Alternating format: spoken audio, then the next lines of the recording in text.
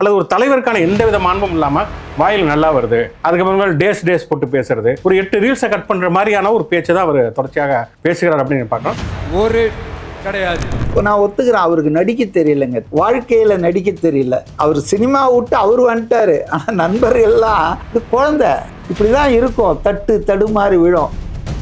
அண்ணனுக்கு ஒரு அப்டேட்டு, அரை மணி நேரத்துக்கு முன்னாடி ஜனநாயகன் படம் அப்டேட் வந்திருக்கேன். இரண்டாவது சொன்னாங்க இல்லையா, காவல்துறையினர் வந்து எங்களை சொல்லியிருந்தா நாங்கள் போயிருந்துருப்போம். அது ஏற்றுக்க முடியாது, காவல்துறையினர் சொன்னாங்க. அப்போ முதல்ல அடிப்படையில் அவருடைய சோம்பேறித்தனங்கிறது மிக மிக முதன்மையான ஒரு காரணம். இந்த வார்த்தையை தவிர்க்கலாங்க. ஒரு நிமிஷம், சோம்பேறித்தனம்லாம் சொல்லாதீங்க. சம்பந்தமே இல்லாமல் குறுக்கிடுவது இவர் தயவு செஞ்சு நிப்பாட்டணும். முதல்ல அதிமுக இருந்து விஜயபாஸ்கர் ராஜினாமா செஞ்சுட்டு இப்ப தாவேக்கால இணைஞ்சிருக்கிறதையும் நம்ம பார்க்க முடியும். ஸோ இதன் பிறகு கரூர் வர வேண்டிய தேவை என்ன? இந்த சம்பவம் நடந்த மறுநாள் போஸ்டர் ஒட்டுறாங்க. நைட்டோட நைட்டா யாருங்க போஸ்டர் அடிச்சது? செந்தில் பாலாஜி பிஏ சொல்லி ஒட்டணும்னு 2 பேர் ஒட்டுறவங்க பேசுற காணொலி என்கிட்ட இருக்கு. அந்த காணொலியை தருவார் அப்படின்னு நான் நம்புறேன். தயவு செய்து don't compare Congress and DMK. தாவேக்கா அந்த அளவுக்கு தீவிர பாஜக முன்னெதிர்ப்பை எடுக்குதா அப்படிங்கிறது மட்டும்தான் கேள்வி. இப்ப அந்த 5 தொகுதிகளில் சட்டமன்ற தேர்தல் நடத்தக்கூடாது அப்படின்னு ஒரு தடை கொடுத்துருக்காங்க. இது எந்த வகையில தாவேக்காவிற்கு ஒரு பின்னடைவா இருக்கும்? ஆட்சியில் ஒருவேளை சிக்கல்கள் இருக்கலாம், வரக்கூடுமோ அப்படின்ற ஐயம் இருக்கு தாவேக்காவுக்கு. அந்தந்த கட்சிக்குள்ளேயே தாவேக்கா ஆதரவு அணி, தாவேக்கா எதிர்ப்பு அணி அப்படின்ற 2 அணிகள் இருக்காங்க. அது என்னமோ ஸ்டாலின் சார் எஸ்ஐபின்னு ஏதோ ஒன்று சொன்னார் இல்லையா, எங்களை ஒடுக்கிறதுக்காக தான் அதை கொண்டு வந்தாங்க தொடர்ச்சியாக விஜய் சொல்லிட்டு இருந்தாரு. நேற்று அதான் சொன்னார். ஆனால் இவங்க ஆட்சிக்கு வந்ததுக்கு பிறகு பார்த்தீங்கன்னா இதுதான் பாதுகாப்பான முறை அப்படிங்கிறது அவருக்கு தெரிஞ்சிருக்கு. இதை கடந்த காலத்தில் வந்து கடைபிடிச்சப்ப எங்களை வந்து தடுக்கிறார்கள் சொல்லிட்டு அதே விஷயத்தை அவர் பண்றாரு. முதல்வர் அவர்கள் வந்து அரசியல் பேச வேண்டியதில்லை, அறிக்கை விட வேண்டியதில்லை, போராட வேண்டியதில்லை, முட்டுச்சந்தில் நிற்க வேண்டியதில்லை அப்படின்னு அதை தான் ஜஸ்டிஃபை பண்றாங்க. ஆனால் முன்னாள் முதல்வர்கள் வந்து அந்த வரம்புக்குள்ள மட்டும் இல்லை, அவர் வந்து களத்தில் இறங்கியும் போராடினார்.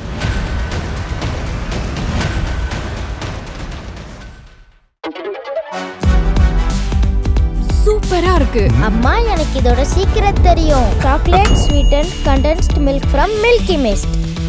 தமிழ்நாட்டுல எல்லாமே சேஞ்ச் ஆயிடுச்சு. உங்க நகையையும் சேஞ்ச் பண்ணுங்க. உங்க பழைய நகைக்கு கிராமுக்கு 150 ரூபாய் கூடுதலா வாங்கி புது நகை எடுத்துக்கோங்க. அதே கம்மி சேதாரம் தான் உங்க லலிதால மட்டும்தான். தி டிபேட் நேயர்களுக்கு வணக்கம். கரூர் துயர சம்பவம் நடந்து 286 நாட்களுக்கு பிறகு முதலமைச்சர் விஜய் அவர்கள் நேற்றைய தினம் கரூர் போயிருந்தாங்க.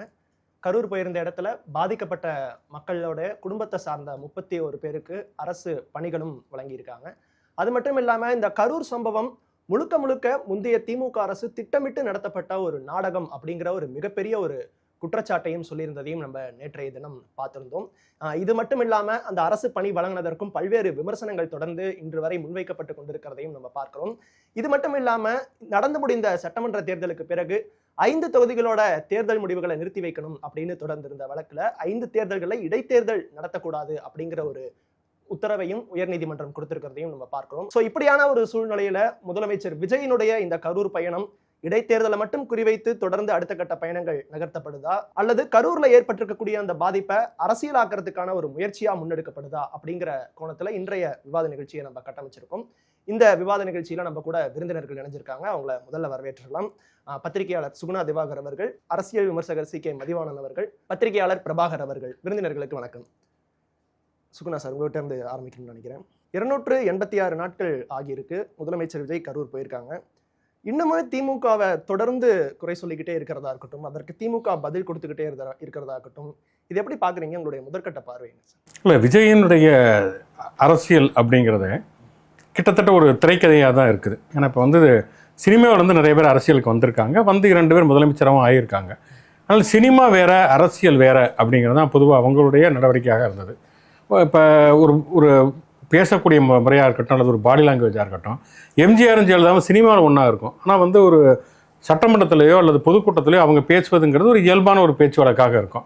ஆனால் விஜயை பொறுத்த வரைக்கும் பார்த்தோம்னா, அவர் தன்னுடைய சினிமா ரசிகர்களுக்கு ஒரு ஆடியோ லான்ச் ஃபங்க்ஷனில் வந்து என்ன விஷயத்தை வந்து கன்வே பண்ணுவாரோ, எதை ப்ரெசென்ட் பண்ணுவாரோ, அதைத்தான் பொதுக்கூட்ட மேடைகளும் சட்டமன்றங்களும் அவர் பண்ணிகிட்டு இருக்கார். அது மட்டும் இல்லாமல் ஒவ்வொரு நகர்வையுமே ஒரு திரைக்கதையாக தான் அவர் கட்டமைச்சுக்கிட்டே இருக்கார்.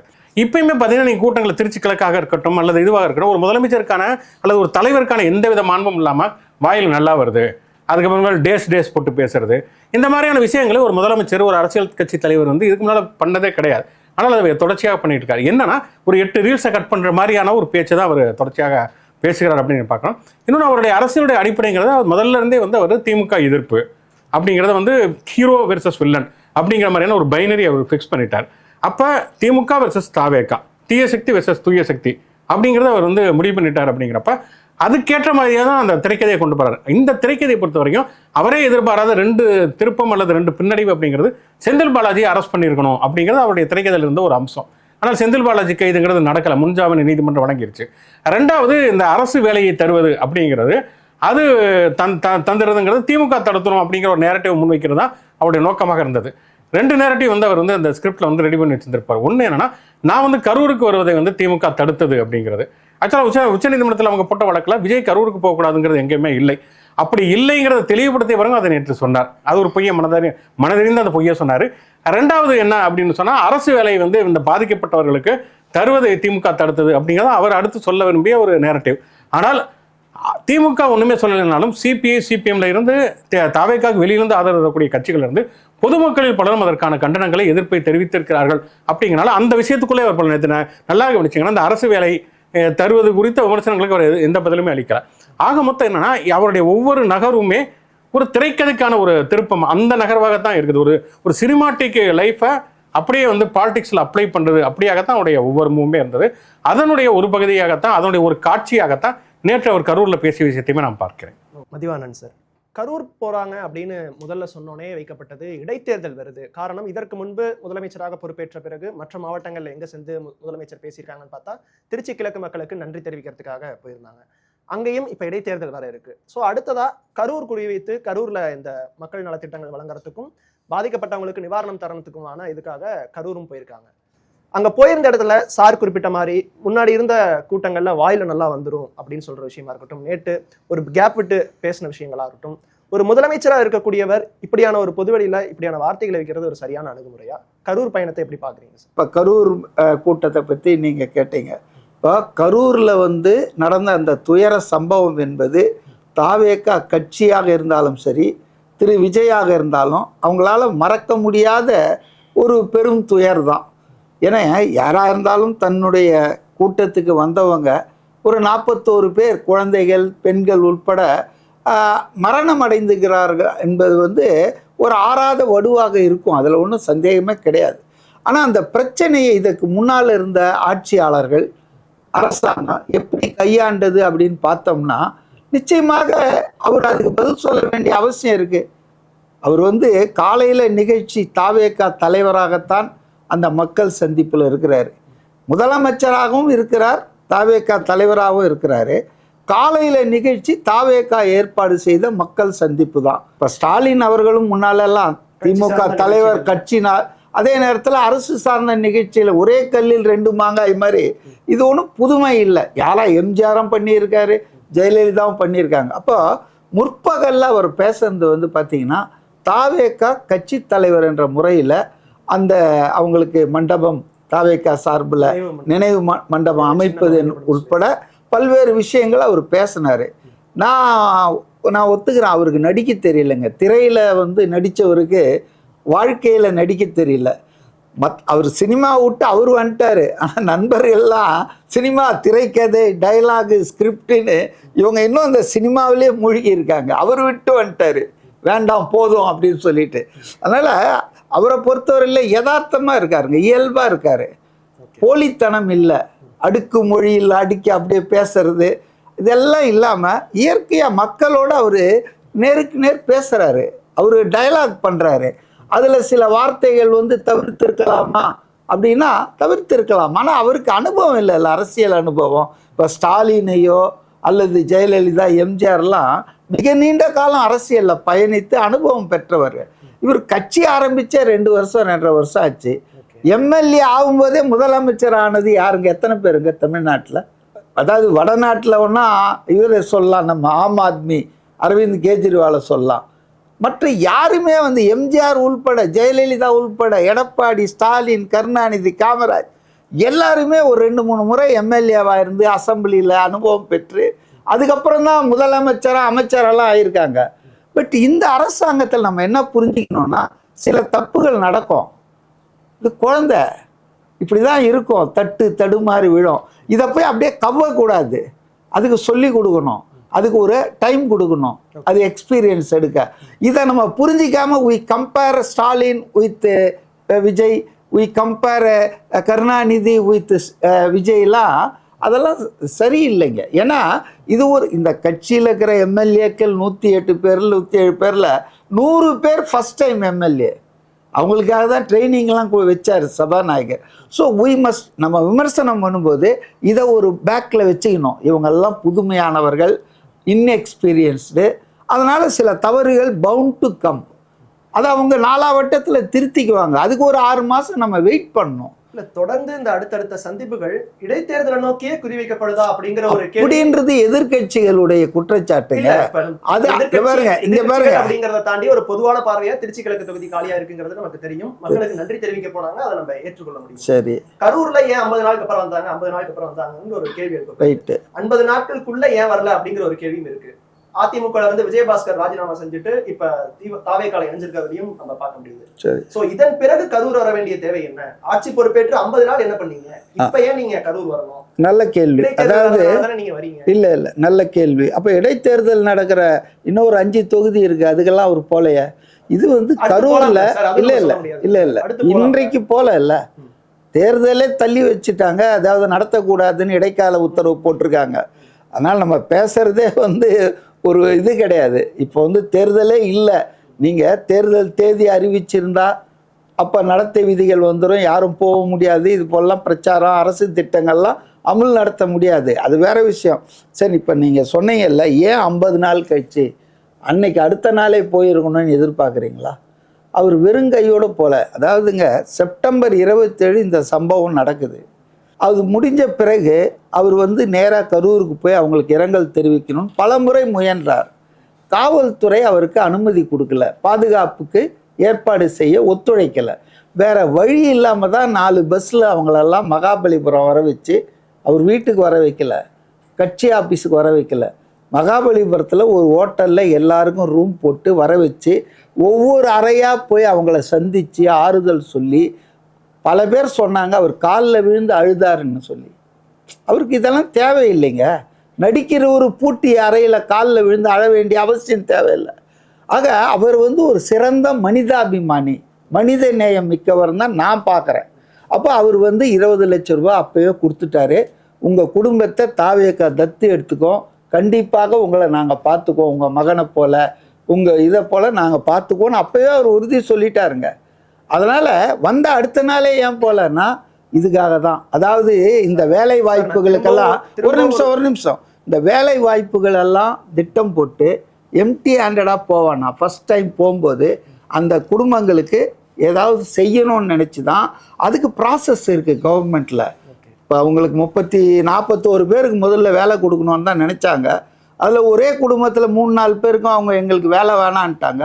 சில பேர் ஒரு குடும்பத்தில் ஒரு வேலைக்கு 3 பேர் சண்டை போடுறாங்க. அப்புறம் கணவனும் மனைவியும் பிரிஞ்சு வாழறாங்க, ஒரு குழந்தை இருந்திருக்கு. இது மாதிரி சில டெக்னிக்காலிட்டிஸ்லாம் விட்டுட்டு ஒரு 31 பேருக்கு வேலை கொடுக்கறதுக்கான ப்ராசஸ் நடந்தது. அந்த ப்ராசஸ் முடியாமல் அவர் எப்படி போவார்? அவர் மனசுல அந்த காலதாமதம் ஏன் அப்படிங்கறத நம்ம ஏத்துக்க முடியும். ஆமா, அது கூட சேர்ந்து இந்த அதிமுக இருந்து நிர்வாகிகள் விலகி தாவேக்கால இணைஞ்சதும் ஒரு கூடுதலா எடுத்துக்கிட்டாரா? இல்ல அதெல்லாம் ஒண்ணும் இல்லைங்க. அவங்க இணையலனாலும் போவாருங்க. it is close to his heart. விஜயபாஸ்கருக்கு முக்கியத்துவம் கொடுக்கப்படுது. ஆமாங்க, அவர் இணைஞ்சிட்டாரு. அதுக்கப்புறம் அவர் போறாரு. அவர் லோக்கல் எம்எல்ஏவா இருந்து ரிசைன் பண்ணியிருக்காரு. ஏன் அவருக்கு முக்கியத்துவம் கொடுக்கூடாது? அவர் கட்சியில இணைஞ்சிட்டாரு. அதனால அவங்க கட்சியில சேர்ந்தவங்களை யாரை மேடையில் ஏற்றணும், யாரை சந்திக்கணுன்றதெல்லாம் அவங்க மேட்ருங்க. நான் என்ன சொல்றேன், ஏன் லேட்டாக போனார்னா, லேட்டாக இல்லை, இந்த ப்ராசஸ்க்காக வெயிட் பண்ணுறாரு. இதெல்லாம் முடிஞ்சு ஃபைல்ஸ் கிளியர் ஆகி ப்ராசஸ் முடிஞ்ச பிறகு செலெக்ஷன் ப்ராசஸ் அது அந்த கரூர் டிஸ்ட்ரிக்ட் கலெக்டர் ஆஃபீஸ்லேருந்து ஆரம்பித்து வெரிஃபிகேஷன் பண்ணி எஜுகேஷன் குவாலிஃபிகேஷன் என்ன, அவங்களுக்கு ஏற்ற வேலை என்ன, வாட்ச்மேன் வேலையா, இளநிலை உதவியாளரா, கல்வி இதெல்லாம் பார்த்து லீகல் ஏர் தானா, இதெல்லாம் வெரிஃபை பண்ணுறதுக்கு இட் டுக்ஸ் 50 days. ஆனால் வந்த நாளில் அவர் ஆரம்பிச்சிட்டாரு, நம்ம போனோம், அதுக்கு முன்னால் இதெல்லாம் முடிச்சிட்டு. அதனால தான் இட் டுக்ஸ் 50-55 days. இடைத்தேர்தலில் திமுகவை வெளுத்து விடுங்க அப்படின்னு ஒரு வார்த்தையை சொல்கிறாரு. சொன்னாரு. இதை நம்ம எப்படி பார்க்கலாம் சார்? இந்த ஒரு இடைத்தேர்தலுக்கான இன்டென்ஷன் இல்லாம இந்த விமர்சனத்தையோ இந்த வார்த்தையோ விட வேண்டியது இல்லை இடைத்தேர்தல் இனி வரும் எல்லா தேர்தல்லையும் தான் சொன்னார். எனக்கு கரெக்டாக எனக்கு வந்து ஐ எம் நாட் ஷூர் அவர் ஸ்பீச் இல்லை முழுசாக நான் வந்து பார்க்கல. பட்டு திமுக என்பது தீய சக்தி, அது இந்த இனிமேல் எந்த தேர்தலையும் ஜெயிக்கக்கூடாது, அதை வெளுத்து விடுங்கன்னு சொன்னார். நான் தான் சொன்னேன், அவர் ரொம்ப பிளெயினாக இருக்கார், மனசில் இருக்கிறத அப்படியே பேசுகிறாரு, இயல்பாக பேசுகிறாரு, மக்கள் மொழியில் பேசுகிறாருங்க. அவர் வந்து அப்படி கொஞ்சம் மேக்கப்லாம் போட்டு அப்படி கொஞ்சம் அதாவது தனியாக பேசும்போது பேசுவாங்க, நல்லா பேசிகிட்டு இருப்பாங்க, அந்த மைக்கை பிடிச்சவொன்னே ஒரு மாதிரி ஆகிடுவாங்க. அந்த மாதிரிலாம் டபுள் பர்சனாலிட்டி, ஸ்பிளிட் பர்சனாலிட்டி இல்லை, அவர் யதார்த்தமாக இருக்கிறார், அவ்வளோதான். திரு பிரபாகர் அவர்கள் தொடர்ந்து அன்னைக்கு காவல்துறையினர் வந்து அனுமதி மறுத்திருந்தா நாங்கள் அப்படியே போயிருப்போம். காரணம், அரியலூர்ல நடந்த பிரச்சாரத்திற்கு பிறகு பெரம்பூர் செல்ல வேணான்னு காவல்துறை எங்களுக்கு அறிவுறுத்தி இருந்தாங்க. நாங்கள் அவங்க சொன்னதை கேட்டு அங்கிருந்து நாங்கள் போயிட்டோம். இதே அறிவிப்பை ஏன் அவங்களுக்கு கரூர் கொடுக்கல? கொடுத்துருந்தா நாங்கள் போயிருப்போம்ல. உங்களோட தடையை தாண்டி நாங்கள் அந்த இடத்துல நின்று பேச போகிறோம், அதை சொல்லாமல் நீங்கள் இந்த இன்சிடென்ட் நடக்கிறதுக்கு நீங்கள் தான் காரணமாக இருந்திருக்கீங்க அப்படின்னு திமுக மீது தொடர்ந்து விமர்சனத்தையும் வைக்கிறதையும் நம்ம பார்த்துருக்கோம். கரூர் பயணத்தை நீங்கள் எப்படி பார்க்குறீங்க சார்? அதுக்கு முன்னாடி அண்ணன் சொன்னார் திரையில் அவர் நடிக்கிற நிறுத்திட்டாரு, அதுக்கப்புறம் அதையே பேசிகிட்டு இருக்காதீங்கன்னு. அண்ணனுக்கு ஒரு அப்டேட்டு, அரை மணி நேரத்துக்கு முன்னாடி ஜனநாயகன் படம் அப்டேட் வந்திருக்குண்ணே. ரிலீஸ் ஏசன் சார் கொடுத்துருக்காங்க. அதான் 24 ரிலீஸ் ஆகுது. உங்களுக்கு அட்வான்ஸா நான் சொல்றேன், இது ஒன்றும் அப்டேட்டே இல்லை, இது பழைய செய்தி. எங்களுக்கு சொல்லலை, எங்களுக்கு வந்து வெளியூர் தான் சொன்னாங்க, இல்லை பழைய செய்தி. அப்புறம் அண்ணன் சொன்னதில் இன்னொன்று உடன்படணும்.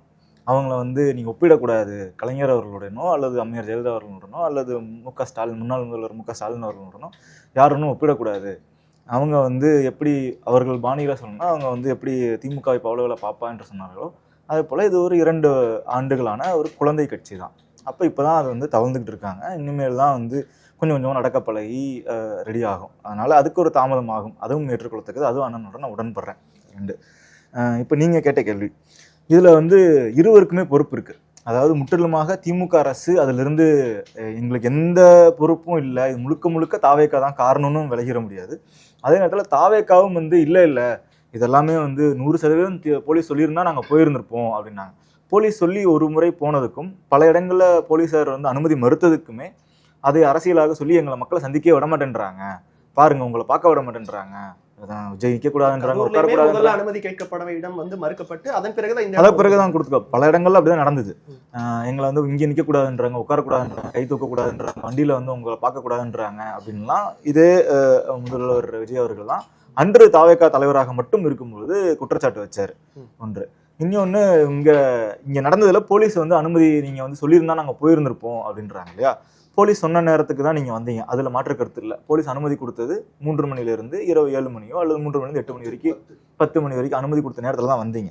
அதில் வந்து பிரச்சனை கிடையாது. ஆனால் போலீஸ் எங்கே தவற விட்டாங்க, தாவேக்காவை எங்கே வந்து தவற விட்டாங்கன்னா, தாவேக்காவினுடைய பொதுச் செயலாளர் அவர்கள் கரூருக்கு இது நாமக்கலுக்கு நாங்கள் காலை 8-9 மணிக்கு வந்துடுவோம், கரூருக்கு காலை 12 மணிக்கு வந்துடுவோம் அப்படின்னு அதிகாரப்பூர்வமாக சும்மா வந்து சோர்ஸஸ் சொன்னாங்க. வழக்கமாக தாவேக்காலேருந்து யாரும் சொல்ல மாட்டாங்க, உண்மையாக நல்ல விஷயமா இருந்தாலும் சரி கெட்டதாக இருந்தாலும் சரி நீங்கள் எடுத்து போடுறோன்னா போட்டுக்கோங்க அப்படின்ற பாணி தான் கடைபிடிப்பாங்க. ஆனால் இந்த விஷயத்தில் கரூர் திட்டமிடப்பட்ட பொழுது ஆன் ரெக்கார்டு வீடியோவில் சொல்கிறார் பொதுச்செயலாளர் அவர்கள், நாங்கள் வந்து கரூருக்கு 12 மணிக்கு வந்துடுவோம், நாமக்கலுக்கு காலை 9 மணிக்கு வந்துடுவோம், 8 மணி 9 மணிக்கு வந்துடுவோம் அப்படின்னு சொல்லி ஆன் ரெக்கார்டு சொல்கிறாரு. சொன்னது மட்டும் இல்லாமல் எழுத்துப்பூர்வமாக அந்த வழக்கமாக ஒரு ப்ரெஸ் ரிலீஸ் வரும் இல்லையா தாவேக்கா தலைமையகத்துலேருந்து, அந்த ப்ரெஸ் ரிலீஸ்லையும் இந்த தேதி குறிப்பிட்டு தான் வந்து ட்விட்டரில் போஸ்ட்டும் பண்ணுறாங்க. அப்போ 3 மணிலேருந்து 10 மணி வரைக்கும் தான் நீங்கள் அனுமதி வாங்கியிருக்கீங்க அப்படின்னா எதற்கு வந்து மக்களை வந்து காலையிலிருந்தே காக்க வைக்கணும்?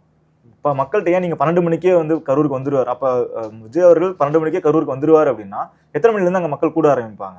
ஏறத்தால காலையிலிருந்து குறைஞ்சபட்சம் 2 மணி நேரத்துக்கு முன்னாடி வச்சுக்கிட்டா கூட 8 மணி 9 மணிலேருந்து மக்கள் அங்கே கூட ஆரம்பிப்பாங்க.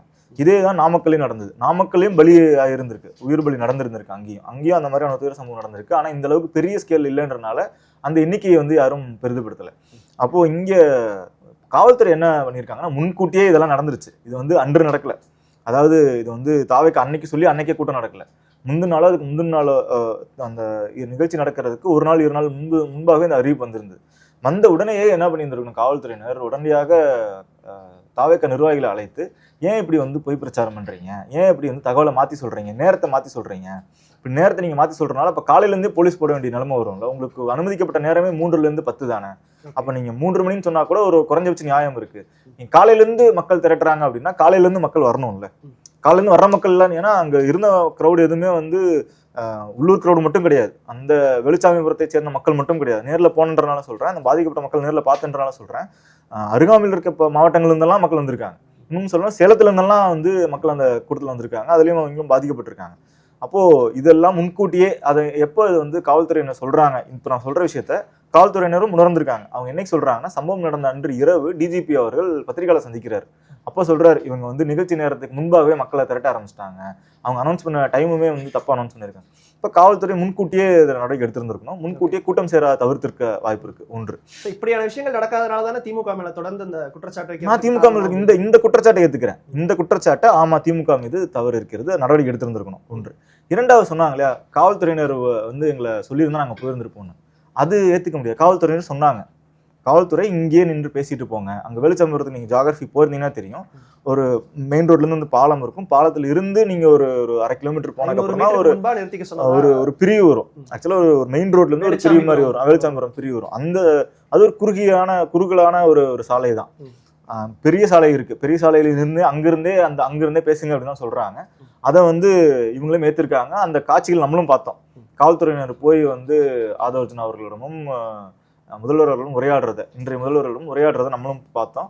அது வந்து பல ஊடகங்களும் ரிப்போர்ட் ஆயிருக்கு. டிஎஸ்பி வந்து பேசினாங்க, இல்ல எங்களுக்கு குறிப்பிட்ட இடத்துல தான் நாங்க நிற்போம், அங்கதான் எங்களுக்கு லைட் ஃபெசிலிட்டி இருக்கு, அங்கதான் எங்களுக்கு இபி ஃபெசிலிட்டி இருக்கு, அங்கதான் ஸ்பீக்கர் எங்களுக்கு மக்கள்கிட்ட பேசுறது கேட்கும் அப்படின்னு. இவங்க தான் வேணும்னே அந்த இடத்துக்கு வேணும்னு சொல்லாதீங்க சார். அந்த இடத்துக்கு நீங்க வந்து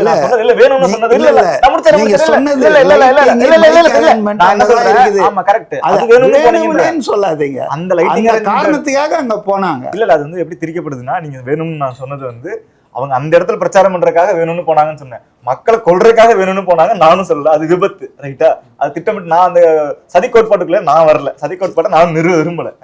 அவங்க அந்த இடத்துல பிரச்சாரம் பண்ணுவோம், நாங்க திட்டமிட்ட இடத்துக்கு வேணும், லைட் வேணும், ஸ்பீக்கர் வேணும்னு சொல்லி இவங்க தான் அங்க போனாங்க. அப்போ எச்சரிக்கவே இல்லை, போலீஸ் எச்சரிக்கை நாங்க திரும்பி போயிருந்திருப்போம், நாங்க பிரச்சாரம் பண்ணியிருக்க மாட்டோம். அல்லது வந்து காவல்துறையில வந்து இவங்க ஒரு சதி கோட்பாட்டை நிறுவுறாங்க. தாவேக ஆதரவாளர்களும் தாவேகாவை சேர்ந்தவர்களும் ஏன் முதல்வர்கள் நேற்று சொல்லும் பொழுது கூட ஒரு சதி கோட்பாட்டை நிறுவுறாங்க. அந்த சதி கோட்பாடெல்லாம் வந்து எதுவும் நடக்கல. அது அட்லீஸ்ட் குறைஞ்சபட்சம் இப்போதைக்கு தமிழ்நாடு காவல்துறையும் சரி, மத்திய புலனாய்வு அமைப்பும் சரி, சிபிஐ விசாரிச்சுட்டு இருக்காங்க. அவங்களுமே இந்த மாதிரி வந்து திட்டமிட்டு ஒரு கட்சி வந்து இன்னொரு கட்சியின் தொண்டர்களை வந்து திட்டமிட்டு ஒரு கூட்ட நெரிசல கொண்டாங்க அப்படின்னு எந்த இடத்துலையும் குறிப்பிடப்படலை. அதனால இந்த சதி கோட்பாட்டை ஏற்றுக்க முடியாது. இருவர் மீதும் தவறு இருக்கு. இன்னும் பெரிய தவறு என்னன்னா, திமுக மீது இருந்த தவறு என்னன்னா, வழக்கு பதிவு பண்ணதுல வந்து வெறும் மாவட்ட செயலாளர் அவர்களையும் இணைச் செயலாளர் அவர்களையும் பொதுச் செயலாளர் மட்டும் தான் வந்து வழக்கு பதிவு பண்ணியிருக்காங்க. ஆனா வழக்கமாக இந்த மாதிரியான நிகழ்ச்சிகள் நடக்கும்பொழுது மற்ற மாநிலங்களிலும் சரி, தமிழ்நாட்டிலுமே சரி, இதுக்கு முன்னாடி நீங்க பார்த்து நம்மளும் ஈவெண்ட்லாம் நடத்தி இருந்திருப்போம். உதாரணத்துக்கு ஒரு தனியார் தொலைக்காட்சி ஈவெண்ட் நடந்தது. அந்த ஈவெண்ட் வந்து ஒரு உள்ளரங்கில் நடந்தது கோவையில. இதுவாவது பொது இடம், உள்ளரங்கில் நடந்தது. உள்ளரங்கு நடந்ததுலையுமே வந்து அந்த நிகழ்ச்சி ஏற்பாட்டாளர்கள் அதுக்கு பர்மிஷன் லெட்டர் கொடுத்தவங்க, அந்த நிகழ்ச்சியில வந்து பேசினவங்க வரைக்கும் எல்லாருமே வழக்கு பதிவு பண்ணியிருக்காங்க. அப்போ இங்கேயும் வந்து அந்த மாதிரி வழக்கு பதிவு செய்து விசாரிச்சிருக்க வேண்டும் அப்படின்றதான். ஆனா இதெல்லாம் வந்து அரசியல் காரணத்துக்காக, எங்க விஜய் அவர்கள் மீது வழக்கு பதிவு செய்தோம் என்றால் அது திமுக எதிராக திரும்பி விடுமோ, அது வந்து அவர் ஆல்ரெடி ஒரு அரசியல் சொல்றாங்களே, எங்களை வந்து மக்களை சந்திக்க விட மாட்டேன்றாங்க அப்படின்னு, அதெல்லாம் மக்களுக்கு வந்து நம்ம மீது திரும்பிடுவாங்களோன்னு அரசியல் காரணங்களுக்காக திமுகவை தவிர்த்தது. அது திமுகவினுடைய தவறு, திமுக அரசினுடைய தவறு. Okay sir. Suguna Diwakar sir, ஆட்சியில் இருந்தபோது திமுக மீது தொடர்ந்து இந்த குற்றச்சாட்டுகள் வைக்கப்பட்டது, அரசு எங்களுக்கு அனுமதி வழங்கல அப்படிங்கிற விஷயங்கள் நடந்தது. ஆட்சி பொறுப்பேற்ற பிறகும் தொடர்ந்து திமுக மீதான விமர்சனங்கள் வந்துகிட்டே இருக்கு. அதற்கு நீங்களும் பதிலடி அப்படிங்கிறது கொடுத்துட்டே இருக்கீங்க. 5 நிமிஷம் பேசினதுக்கே குளத்தூர்ல கொத்து பரோட்டா ஆயிடுச்சு அப்படிங்கிற விஷயத்தையும் விமர்சனமா முன்வைக்கிறார். இது எப்படி பாக்குறீங்க? இல்லை, 5 நிமிஷத்தில் பேசினாருன்னா, இப்போ கன்னியாகுமரி முழுக்க அவர் சுற்றுப்பயணம் பண்ணார். கன்னியாகுமரி ரோட் ஷோலாம் நடத்தினார். கன்னியாகுமரி மாவட்டத்தில் எந்த சட்டமன்ற தொகுதியிலுமே தாவேகா ஜெயிக்கல. பல மாவட்டங்களை சொல்லலாம் வந்து. அதனால் விஜய் போய் பேசுனதுனாலே குளத்தூரில் தோத்தாங்க அப்படின்லாம் சொல்ல முடியாது. அது ஒரு நாகரிகமான அணுகுமுறையும் இல்லை அப்படின்னு தான் நினைக்கிறேன். இப்போ கரூரில் வந்து முதல்ல வந்து அடிப்படையான பிரச்சனை என்ன கரூர்லன்னா, ஸ்டாலினாக இருக்கட்டும், எடப்பாடி பழனிசாமியாக இருக்கட்டும், சீமானாக இருக்கட்டும், அவங்க எல்லாமே தேர்தல் பிரச்சாரம் பண்ணாங்க. எப்படி பண்ணாங்கிறத நம்ம பார்த்தோம். விஜயை பொறுத்தவரைக்கும் 234 சட்டமன்ற தொகுதிகளுக்கு அவர் 15 நாட்களுக்கு தான் அவர் வந்து பிரச்சார சுற்றுப்பயணத்தை அறிவிக்கிறார். முதல்ல 14 சனிக்கிழமை, ஒரு ஞாயிற்றுக்கிழமை. இதுதான் அவர் முதல்ல அறிவித்தது. 234 சட்டமன்ற தொகுதிகளை நீங்கள் 15 நாட்களில் சுற்றி பார்க்கறனா கிட்டத்தட்ட ஒரு இதில் கிட்டத்தட்ட ஒரு 10 தொகுதி நீங்கள் பார்க்குற மாதிரி இருக்கும். இப்போ கரூரே வந்து பார்த்தீங்கன்னா 4 சட்டமன்ற தொகுதி அவர் பார்க்க வேண்டியது. அப்போ முதல்ல அடிப்படையில் அவருடைய சோம்பேறித்தனங்கிறது மிக மிக முதன்மையான ஒரு காரணம். அப்போ என்னன்னா மற்ற தலைவர்களோட வார்த்தையை தவிர்க்கலாங்க. ஒரு நிமிஷம், சோம்பேறித்தனம்லாம் சொல்லாதீங்க. அவருடைய திட்டம் தப்புன்னு சொல்லுங்க, சோம்பேறித்தனம்லாம் பேசாதீங்க. அப்புறம் அவரு பேசுறது மட்டும் கொத்து பெறட்டா தப்புன்னு நீங்களும் சொல்றதுல என்ன அர்த்தம் இருக்கு? ஒரு பத்திரிகையாளர் சோம்பேறித்தனம் சொல்றீங்க. இல்ல, சட்டமன்றத்தில் இவர் விஜய் பேசாமே உட்கார்ந்துருந்தா நான் சொன்னப்ப அவருடைய முதிர்ச்சியான அணுகுமுறை மற்றவங்க பேசுறதை கேட்டு கடைசியில் சொன்னதான் அவருடைய முதிர்ச்சியான அணுகுமுறைன்னு சொல்லிட்டு சம்பந்தமே இல்லாமல் குறுக்கிடுவது இவர் தயவு செஞ்சு நிப்பாட்டணும். முதல்ல அவர் முதிர்ச்சியான அணுகுமுறைக்கு பழகட்டும். முதன்மையான காரணம் விஜயனுடைய சோம்பேறித்தனம் தான். ஏன்னா மற்ற தலைவர்கள்லாம் தங்களுடைய தீவிரமான உழைப்பை செலுத்தி தான் தமிழ்நாடு முழுக்க பிரச்சாரம் செய்தார்கள். விஜய் வந்து பனையூர்லேருந்து அப்பப்போ எட்டி பார்த்து மட்டும்தான் 2.5 ஆண்டுகளாக அரசியல் செய்து கொண்டிருந்தார். ஒரு எதிர்க்கட்சி தலைவராக ஒரு போராட்ட களத்திலிருந்து மக்களுடைய பிரச்சனைகளுக்காக அவர் பெரிதாக எதுவுமே பண்ணலை அப்படிங்கிறத யதார்த்தமான விஷயம். 2 வருஷமாக சோம்பேறியாகத்தான் விஜய் இருந்தாங்கிறது எல்லாருக்குமே தெரிந்த ஒரு உண்மை தான். அப்படி 234 சட்டமன்ற தொகுதியை 15 நாட்கள் அப்படின்னு அவர் திட்டமிட்டதே ஒரு மிகப்பெரிய பிரச்சனை. ஏன்னா இப்போ எங்கள் ஏரியாவுக்கு அவர் வந்து பார்ப்பார்னா நான் இன்னொரு ஏரியாவில் போய் விஜயை பார்க்கணுங்கிற அவசியம் கிடையாது. எங்கள் ஊருக்கு வரமாட்டார் அப்படிங்கிறப்ப தான் அடுத்த ஊரில் போய் பார்ப்பது என்பது ஒரு வழக்கமாக இருந்தது. அப்படி தான் வந்து கரூரில் அந்த நெரிசல் அப்படிங்கிறது வந்தது. 2வது ஒரு விஷயம் என்னென்னா, அவர் நாமக்கல்லில் முடிஞ்சு கரூருக்கு வர்றப்பயே நாமக்கல்லில் இருக்கக்கூடிய சில கூட்டங்களையும் சேர்த்து கூட்டிகிட்டு வந்தார் விஜய். அதுக்கப்புறம் என்னென்னா அவர் வந்து முதல்ல வந்து காவல்துறை கிட்டத்தட்ட ஒரு 50 விதிகள் போடுறாங்க அப்படின்னா அதில் பெரும்பாலான விதிகளை அவங்க கடைப்பிடிக்கலாம். அவங்க போட்ட எல்லா விதிகளுமே எங்களை கட்டுப்படுத்துதுன்னா திரும்ப குற்றச்சாட்டு சொல்லியிருந்தாங்க. இன்னைக்கு நேற்று அவர் கரூரில் பேசியதற்கு முற்றிலும் தலைகளாகத்தான் விஜய் பேசிட்டு இருந்தார். காவல்துறை சொல்லக்கூடிய எல்லா விதிமுறைகளுமே தாவேக்காவை வந்து முடக்குவதற்காகத்தான் நடைபெறுகிறது தான் விஜய் தொடர்ச்சியாக சொல்லிட்டு இருந்தார். ரோட் ஷோ நடத்தக்கூடாது அப்படிங்கிறது காவல்துறையுடைய விதிமுறையாக இருந்தாலும் அங்கீகரிக்கப்படாத ரோட் ஷோவை தொடர்ச்சியாக விஜய் நடத்திக்கிட்டே இருந்தார். அப்படியும் கூட நாமக்கல்லேருந்து அவர் கரூர் வரப்போ அவரை வந்து முகத்தை பார்க்கறதுக்காக நிறைய பேர் கூடியிருந்தாங்க. அவரை பேச்சை கேட்கவோ அல்லது சில இடங்களில் அவரை பார்த்துட்டு பேச்சை கூட கேட்காம கலைந்து போனதுன்னு நம்ம பார்த்தோம் அதுக்கு முன்னாடி இருக்கிற கூட்டங்களில். அப்படி இருக்கிறப்ப குறைந்தபட்சம் ஒரு நடிகர் அப்படிங்கிற அடிப்படையில் அவர் முகத்தை மட்டும் காட்டியிருந்தா கூட சில கூட்டங்கள் மறைஞ்சிருக்கும். அவர் வந்து லைட் ஆன் பண்ணி ஆஃப் பண்ணி ஒரு குரூர விளையாட்டு விளையாண்டதுங்கிறது எல்லாருக்குமே தெரிந்த ஒரு விஷயம். அப்படி இருக்கக்கூடிய சூழலில் அந்த கரூரில் ஒரு அசம்பாவிதம் நடந்துருது. ஓகே, இப்போ அசம்பாவிதம் நடந்துருச்சு அப்படிங்கிறப்ப அது வந்து நீங்கள் ஒரு குற்றச்சாட்டு சொல்லலாம். என்னன்னா காவல்துறை ஒரு சரியான பாதுகாப்பு தரவில்லை அப்படிங்கிற ஒரு குற்றச்சாட்டை சொல்லலாம். அதை புரிந்து கொள்ளலாம். அது வந்து ஒரு விமர்சனத்துக்கு வந்து ஒரு விவாதத்துக்கு உட்படுத்தி அந்த பாதுகாப்பு நடந்ததா இல்லையான்னு. ஆனால் அது ஒரு கான்ஸ்பிரசி தியரியா சதிக்கோட்பாடாக மாற்றுறது இருக்கு இல்லையா? இது திட்டமிட்டு இந்த கொலை வந்து திமுகவின் சார்பாக அல்லது அன்றைய அரசாங்கம் காவல்துறை செந்தில் பாலாஜி எல்லாம் சேர்ந்து நடத்தினாங்க அப்படின்னு ஒரு அரசியல் கட்சி தலைவர் ஒரு முதலமைச்சர் சொல்லுவது என்பது அது வந்து ஒரு அடிப்படையில் வந்து ஒரு நீதியற்ற ஒரு செயல் அப்படின்னு தான் நான் பார்க்குறேன். இன்னொரு ஒரு விஷயம் என்னன்னா, அந்த சம்பவம் நடந்ததை கூட விட்டுருவோம். சம்பவம் நடந்ததற்கு பிறகு விஜயனுடைய செயல்பாடுங்கிறது எப்படி இருந்தது அப்படின்னா, கிட்டத்தட்ட எனக்கு தெரிந்து வந்து ஒரு வாரத்துக்கு பிறகு அவர் 2 ட்வீட் போட்டார். ஒரு 30 நாளோ 40 நாளைக்கு பிறகு அவர் வீடியோ போட்டார்.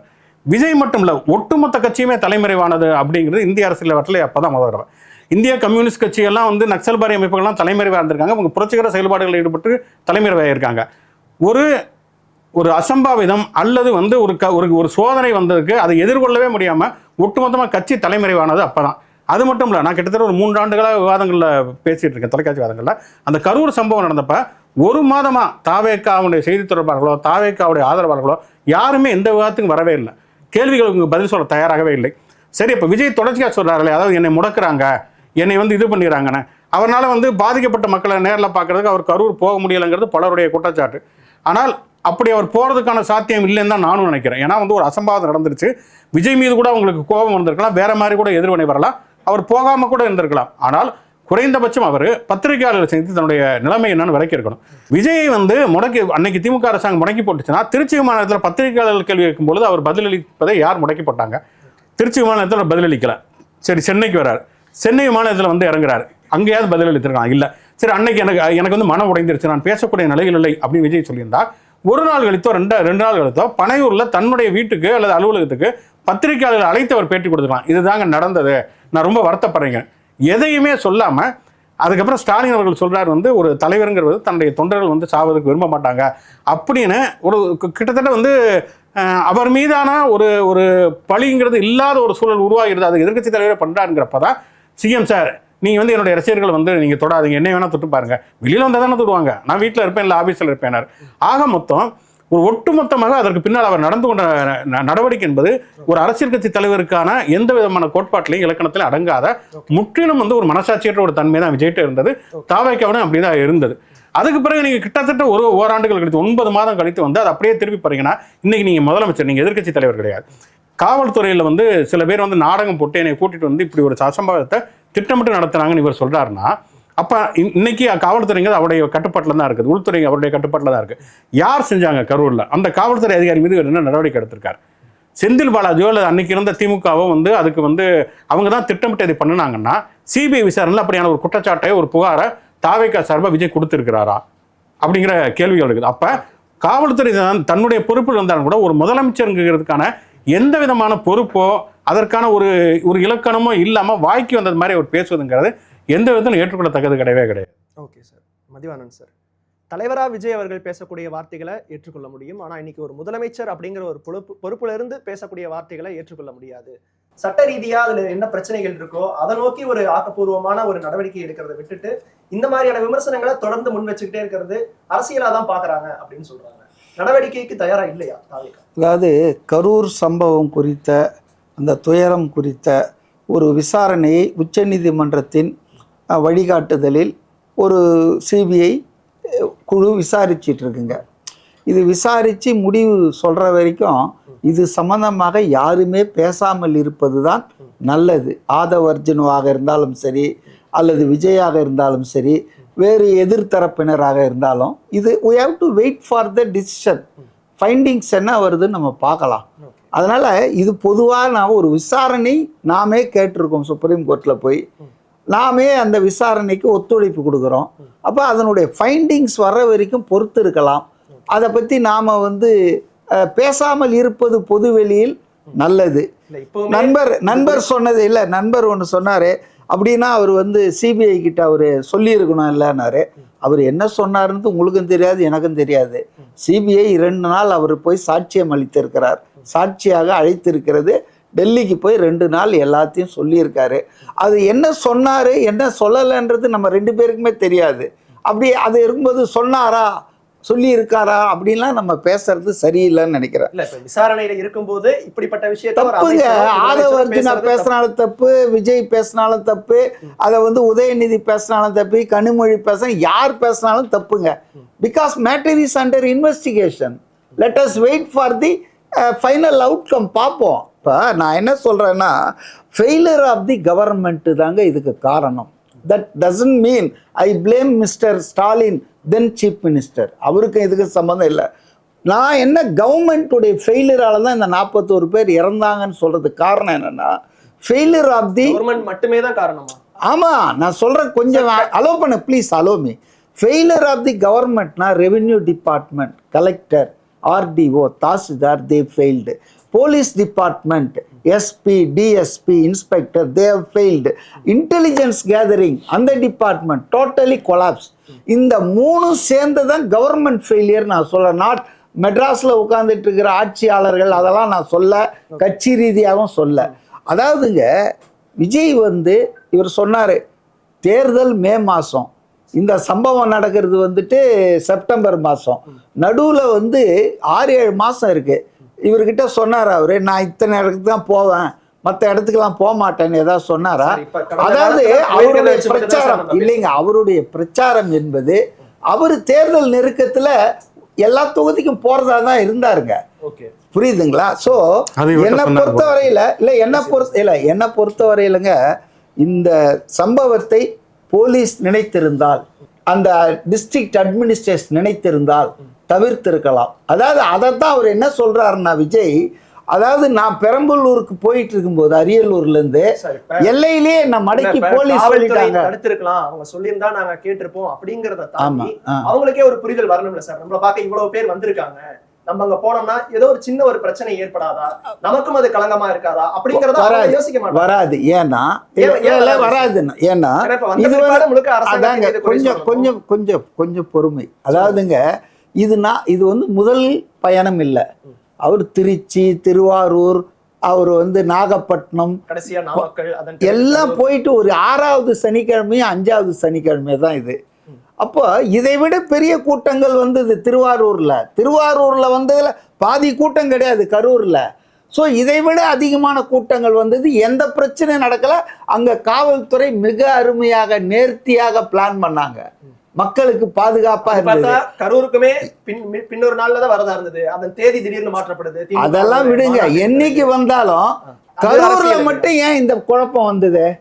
சரி, அதுதான் என்னுடைய கேள்வி. என்னன்னா என்னுடைய விஷயத்தை மட்டும் இடைமறிக்கணும்னு நினைக்கிறேன். டிசம்பர் எனக்கு நினைவு தெரிந்து டிசம்பர்ல தான் கரூர் வரதுக்கான பயண திட்டம் அவங்க முதல்ல வெளியிட்ட பட்டியல்ல வெளியிடப்பட்டிருந்தது. அது அவங்களுடைய கன்வீனியன்ஸ். அதன் பிறகு கரூர்ல திமுகவோட ஒரு மாநாடு ஒண்ணு நடந்தது. முப்பெரும் விழாவே நடந்தது. அதன் பிறகு ஒரு வாரத்துல இந்த அனௌன்ஸ்மெண்ட் வருது கரூருக்கு வராங்க அப்படி. சரிங்க, அதனுடைய தேவை அந்த கட்சி நீங்களும் நானும் டிசைட் பண்ண முடியாது. அது ஒரு அரசியல் கட்சி. திமுக அரசியல் கட்சி. மண்டல இளைஞர் மாநாடு, மண்டல மகளிர் மாநாடுன்னு எப்படி மக்களை இப்போ சந்திக்கணும், எப்போ எந்த இடத்துல மாநாடு போடணும், அவங்க ப்ரெராகேட்டிவ் ரைட். நீங்களும் நானும் உட்காந்துட்டு அவர் ஏன் முன் தேதி மாத்தினார்னா அவங்களுக்கு தோணி இருக்கும். கரூரில் உடனே நம்ம போய் போட்டோம்னா இப்போ நம்ம மாஸ் நிறைய காட்டினோம்னா திமுகவோட நம்ம பெரிய சக்தின்னு காட்டலாம்னு நினைச்சிருக்கலாம். எனக்கு தெரியாது என்ன reason. But they have got right to prepone or postpone any their function, party function அது. அதனால அதில் போய் நம்ம தலையிட முடியாது. நான் என்ன சொல்ல வரேன்னாங்க, எல்லா இடத்திலும் சூப்பராக போலீஸும் கையாண்டது, அதிகாரிகளும் கையாண்டார்கள். இதே மு.க. ஸ்டாலின் ஆட்சி தான், எந்த பிரச்சனையும் வரல. இதை விட பல மடங்கு அதிகமான கூட்டத்தை நான் பார்த்தேன். கரூரில் ஏன் இந்த பிரச்சனை இப்படி ஆச்சு, இது இங்கே நிறுத்திங்க ரைட்டா. கரூரில் மட்டும் ஏன் இது இங்கே ஆச்சு, ரைட். நம்பர் 1. நம்பர் 2, ராத்திரி 8:15 மணிக்கு இந்த சம்பவம் நடக்குது, செப்டம்பர் 27. மறுநாள் காலையில் 10 மணிக்கு போஸ்டர் ஓட்டுறாங்க கரூரில், கொலையாளி விஜயை கைது செய். சிபிஐ விசாரணையில் இருக்கும்போது இப்போ நம்ம பேசுறது தப்புன்னு சொல்கிறோம்ல. ஆனால் இந்த சம்பவம் நடந்த மறுநாள் போஸ்டர் ஓட்டுறாங்க. நைட்டோட நைட்டாக யாருங்க போஸ்டர் அடிச்சது? கரூரில் யார் ஒட்டினது? செந்தில் பாலாஜி PA சொல்லி ஒட்டினோன்னு 2 பேர் ஒட்டுறவங்க பேசுகிற காணொலி என்கிட்ட இருக்கு. அதனால இதில் வந்துங்க கரூரில் ஒரு சதி திட்டம் தீட்டப்பட்டிருக்கலாம் என்ற சந்தேகம் எனக்கு இருக்கு. எனக்கு சந்தேகம்னா அதை விசாரிச்சு சொல்ல வேண்டியது. ஏன்னா இது மாதிரி சில விஷயங்கள் இருக்கு. கரூர்ல வித்தவுட் போர்ட்போலியோவா மினிஸ்டர் அந்தஸ்துல அவர் ஜெயிலில் இருக்கும்போதே செந்தில் பாலாஜி மினிஸ்டர் போஸ்ட் கொடுத்துருந்தாங்க. அவர் வந்து அங்கே கலெக்டரு, SP எல்லாரையும் அவர் கண்ட்ரோல் பண்ணுறாரு. ஸோ அந்த அடிப்படையில் தான் கரூரில் இப்படி நடந்திருக்க வாய்ப்பு இருக்கிறது. போலீஸ் வந்து தடுத்துருக்கலாமே சார், நீங்கள் இங்கே வந்தால் பிரச்சனை ஆகும், தடுத்துருக்கலாமே. அப்புறம் நண்பர் சொன்னார், அதாவது வந்து இவரை FIRல போட்டிருக்கணும். இவர் சொன்னாரா யாரோ ஒருத்தர் சொன்னாங்க, புஷ்பா பட விழாவுக்காக ஹைதராபாத்தில் ஒரு பெரிய அளவு கூட்டம் தியேட்டரில் வந்துருக்கு. அப்போ அந்த நடிகர் இருக்கார் இல்லையா, அல்லு அர்ஜுனா ரூம் தங்கியிருந்த ஹோட்டலுக்கு காவல்துறை அதிகாரிகள் IGலாம் போகிறாங்க.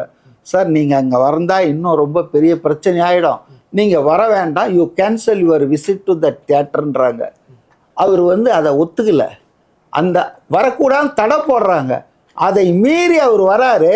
அங்கே மிகப்பெரிய நெரிசல் ஏற்பட்டு ஒரு பெண் இறந்து போகிறாங்க. அதனால் அவர் பேரை FIRல போடுறாங்க, அவரை அரெஸ்ட் பண்ணுறாங்க. இங்கே அப்படி இல்லை. இங்கே இவர் சொல்கிறது கூட என்ன, இந்த இடத்துல பேசுங்க, அங்கே போகாதீங்கன்னு தான் சொன்னாங்க. மீட்டிங்கை ரத்து பண்ணல, கேன்சல் பண்ணல, எதுவுமே இல்லை. அதனால தான் அவர் சொல்கிறாரு. பாருங்க எந்த அளவுக்கு அவர் டிஸ்பேஷனேட்டாக விஜய் இருந்தார்னா, நான் ரொம்ப டிஸ்பேஷனேட்டாக சொல்கிறேன். காவல்துறை அவரை அழைத்துட்டு வருது, மிகப்பெரிய பாதுகாப்போட அந்த இடத்துக்கு அழைச்சிட்டு வராங்க, வேலுசாமிபுரத்துக்கு. அவர் இம்மிடியேட்டாக பேச ஆரம்பித்தோன்னா நன்றி சொல்கிறார் காவல்துறைக்கு. அவங்க இல்லைன்னா நான் இங்கே வந்திருக்க முடியாதுன்னெலாம் சொல்கிறாரு. அவங்களுக்கு நன்றி நேற்று கூட அதை நினைவு கூர்ந்தார். ஆனால் அப்படி பேசின அவர் பேச்சை முடிச்சுட்டு பார்க்குறாரு, மக்கள்லாம் ஒரே நெரிச்சலாக இருக்கு, ஒரு போலீஸை காணோம். எங்கே போனாங்க போலீஸ்னு இப்படி பாராட்டினவர் 30 நிமிஷம் கழிச்சு என்ன சொல்கிறாருன்னா, ஆட்சிகள் மாறலாம், காட்சிகள் மாறலாம், காவல்துறை மக்களை பாதுகாக்கணும், எங்க போனீங்க காவல்துறை? யாருமே இல்லையே, எங்க போனீங்கன்றாரு, கொந்தளிக்கிறாரு, பாராட்டுறாரு. அப்போ நம்ம போலீஸை பாராட்டினா, முக ஸ்டாலின் அரசை பாராட்டினா அப்படிலாம் குறுகிய எண்ணம் அவருக்கு இல்ல. இஸ் டிஸ்பேஷனேட். நல்லது பண்ணா பாராட்டுறாரு, தப்பு பண்ணி ஒருத்தர் கூட இல்லாம ஓடிட்டவன்னா, போலீஸே இல்லாம போனவன்னா அவர் கொந்தளிக்கிறார். அப்ப என்னை பொறுத்தவரை கரூரில் சம்திங் ஹஸ் ஹேப்பன் ஃபிச்சி, அதை விசாரிக்கணும். வேற எந்த இடத்துலயும் அதுக்கப்புறமா அதுக்கு முன்னாலேயும் ஏன் வரல, நடக்கல, நெரிசல் ஏன் வரல, விசாரணை சொல்லி பார்க்கட்டும். ஆனா அதுக்கு முன்னால இவர்தான் பொறுப்பு, இவர் லேட்டா வந்தாரு. ஏன் லேட்டா வந்தாரு? இப்ப சொல்றேங்க, 2:45 அவருக்கு அந்த இடத்துக்கு வந்திருந்தா கூட போலீஸ் அனுமதிச்சிருக்குமா? சரி, இது எல்லாத்தையும் தாண்டி இந்த நிகழ்வுகளுக்கு பிறகு அவர் இன்னும் பொறுப்பேற்கல அப்படிங்கறதுதான் கடுமையான விமர்சனம். அதற்கு முன்னாடி எதுக்குங்க அவர் பொறுப்பேற்கணும்? பொறுப்பு எதுக்கு இருக்கணும்? எந்த வகையில அவர் பொறுப்பு எதுக்கு சார்? அவங்க கட்சி சார்ந்த ஒரு நிகழ்ச்சி நடக்குது சார். அவங்க காவல்துறை தாங்க பொறுப்பேற்கணும், கலெக்டர் தாங்க பொறுப்பேற்கணும். ராங்கான இடத்தை கொடுத்ததுக்கு நிகழ்ச்சி நடக்கிறதுனாலதான் ஒரு கூட்டம் ஏற்படுது. அதனாலதான் அதுக்காக நிகழ்ச்சியை நடத்தக்கூடாதா ஒரு அரசியல் கட்சி? அப்புறம் என்ன அர்த்தம்? இல்லைங்க, யார் அரசியல் உங்க அனுமதி பெற்று தானே நடத்தினாரு, நீங்கள் அனுமதிச்ச இடத்துல தானே வந்தாரு, அனுமதித்த நேரில் தானே பேசினாரு. என்ன விதி அவர் மீறினார் சொல்லுங்க? அவர் மேல என்ன குற்றம் சொல்லுங்க? இவ்வளவு விஷயங்கள் நடந்த பிறகும் இன்னைக்கு ஆட்சி பொறுப்பேற்றுட்டாங்க. இப்பவும் திமுக தான் காரணங்கிறத விட்டுட்டு சட்ட ரீதியான அந்த நடவடிக்கையும் அந்த நிகழ்வுக்கு தான் பொறுப்பேற்கணும் அப்படிங்கறது தான் தொடர்ந்து வலியுறுத்திட்டு வராங்க. தொடர்ந்து நம்ம பேசுவோம் சார். பிரபாகர் அவர்கள், அடுத்து இந்த காலியாக இருக்கக்கூடிய 7 தொகுதிகளுக்கு சட்டமன்ற தேர்தல் அறிவிப்பு வரும் அப்படின்னு எதிர்பார்த்திருந்தோம். இப்ப அந்த 5 தொகுதிகள்ல சட்டமன்ற தேர்தல் நடத்தக்கூடாது அப்படின்னு ஒரு தடை கொடுத்திருக்காங்க. இது எந்த வகையில தாவேகாவிற்கு ஒரு பின்னடைவா இருக்கும்? திராவிட கட்சிகளுக்கு என்ன பாசிட்டிவா இது நடக்கிறதுக்கான வாய்ப்புகள்? இல்ல, இது வந்து தாவேகாவிற்கு வந்து பின்னடைவை விட இது வந்து அதிமுகவில் வந்து வெளியேறதுக்கான ஆட்கள் இருக்காங்க இல்லையா, அவர்கள் இது அதிமுக சார் சென்டருக்கான ஒரு ஆக்டிவிட்டியா தான் பார்க்க வேண்டியதா இருக்கு. திமுக இதுல எந்த வகையிலும் ரோல் இல்லை. எப்ப நடந்தாலும் அவர்கள் தேர்தல் சந்திக்க போகிறார்கள், அதுல அவர்களுக்கு எந்த ரோலும் கிடையாது. இல்ல, தாவேகாவிற்கு அவங்களுக்கு வந்து இப்போதைக்கு 107 இருக்கு. கூட்டணியில் இருக்க கட்சிகளாக இருக்கக்கூடிய காங்கிரஸ் ஆகட்டும், விடுதலை சிறுத்தைகளாகட்டும், IUML ஆகட்டும், கூட்டணி ஆட்சியில் இருக்கக்கூடிய கட்சிகள் இவங்க ஒரு ஆன்டி பிஜேபி ஸ்டாண்ட்ல கொஞ்சம் வலுவாக இருக்காங்க அப்படின்றதும், தாவேகா மீது வந்து ஆன்டி பிஜேபி ஸ்டாண்ட் இருக்கு, ஆனா அது வந்து வலுவாக அவர்கள் பேசுவதில்லை அப்படின்ற விமர்சனமும் இருக்கு. அப்போ ஆட்சியில ஒருவேளை சிக்கல்கள் இருக்கலாம், வரக்கூடுமோ அப்படின்ற ஐயம் இருக்கு தாவேகாவிற்கு. அது வந்து இப்பவே நம்ம பாக்குறோம். விசிகா அது வந்து அந்த தாவேகாவிடம் அந்த கூட்டணியில் இருக்க கட்சிகள்ல வந்து உள்ளேயே வந்து 2 அணிகள் இருக்காங்க. காங்கிரஸ் ஆகட்டும், அது வந்து விடுதலை சிறுத்தைகள் ஆகட்டும், அல்லது IUML ஆகட்டும், அந்தந்த கட்சிக்குள்ளேயே தாவேகா ஆதரவு அணி, தாவேகா எதிர்ப்பு அணி அப்படின்ற 2 அணிகள் இருக்காங்க. அப்போ இந்த குழப்பமான சூழல்ல எவ்வளவு நாள் வந்து ஒரு கூட்டணி ஆட்சி தொடர முடியும், அல்லது இந்த நெருக்கடியுடனே எப்படி தொடர முடியும் அப்படின்ற ஒரு கேள்விகள் இருக்கு. ஏன்னா கவர்னன்ஸ் எப்படி நடத்த முடியும்? ஏன்னா தாவேகாவுக்கு பெரிய ஆஸ்பிரேஷன்ஸ் எல்லாம் இருக்கு. உதாரணத்துக்கு வெளிநாடுகளில் இருக்கிறது போல ஏசி பேருந்துகளை வந்து கிராமப்புறந்தோறும் வந்து இயக்கணும் அப்படின்ற ஆஸ்பிரேஷன்ஸ் எல்லாம் முதல்வர்கள் ஆய்வுக் கூட்டங்களில் கேட்டிருக்காரு. ஒரு வெளிநாட்டில் இருக்க ஒரு வீடியோவை போட்டு காமிச்சு இந்த மாதிரியான பேருந்துகள்லாம் ஏன் கிராமங்களுக்கு வந்து நம்ம அனுப்ப முடியாதா, அது சாத்தியக்கூறுகள் இல்லையானலாம் கேட்டிருக்காரு. ஸோ அப்போ அந்த மாதிரியான ஆஸ்பிரேஷன்ஸ் இருக்கும் பொழுது ஒரு நெருக்கடியுடனே பயணிக்கிறது சிரமம். அதனால அவங்க வந்து ஒரு தனிப்பெரும்பான்மை பெறணும், ஒரு 118 120 வந்து தாவேகாவுக்கு இருக்கணும் அப்படின்ற ஒரு எண்ணம் இருக்கு. அதன் வெளிப்பாடு தான் நம்ம இப்ப பார்க்க ராஜினாமாக்கள். அதிமுக முன்னாள் அமைச்சர்களும் இந்நாள் MLA-க்களும் ராஜினாமா செய்துவிட்டு தாவேகாவுக்கு வர்றாங்க. அதுல கரூர் எம்ஆர் விஜயபாஸ்கர் அவர்கள் வெளிப்படையாக சொல்லியிருக்காரு, இதுக்கு முன்பாக 4 பேர் 5 பேர் ராஜினாமா செய்துவிட்டு வந்த பொழுது இடதுசாரிகள் மற்றும் விடுதலைகள் வந்து நாங்க இதை வந்து எதிர்த்தோம், நாங்க கண்டிச்சதுக்குனாலதான் இது வந்து இந்த எண்ணிக்கை வந்து 4-5 நிக்குது, இல்லாட்டி இது 20 வரைக்கும் கூட போயிருக்கும் அந்த ராஜினாமா அப்படின்னு சொன்னாங்க. அவங்க சொன்னதுக்கு பிறகு ஒரு 2 பேர் ராஜினாமா பண்ணியிருக்காங்க.